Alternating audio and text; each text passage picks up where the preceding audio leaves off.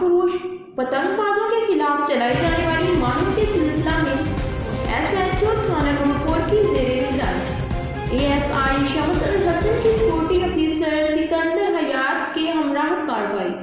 मंशियात फरोश मुल्जिम मोहम्मद अकरम से 79 लीटर शराब और चालू भट्टी बरामद करी। जबकि SHO थाना खुशाब के ज़ेरे निगरानी गैरकानूनी गैस फिलिंग के खिलाफ कार्रवाई।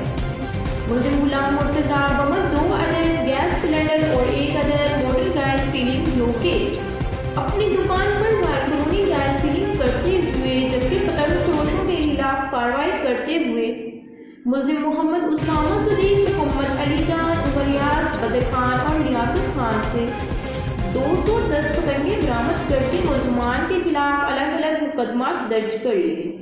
अब तक के लिए फिलहाल इतना ही। मज़ीद अपडेट के लिए विजिट करें हमारी वेबसाइट प्राइम TV www.com।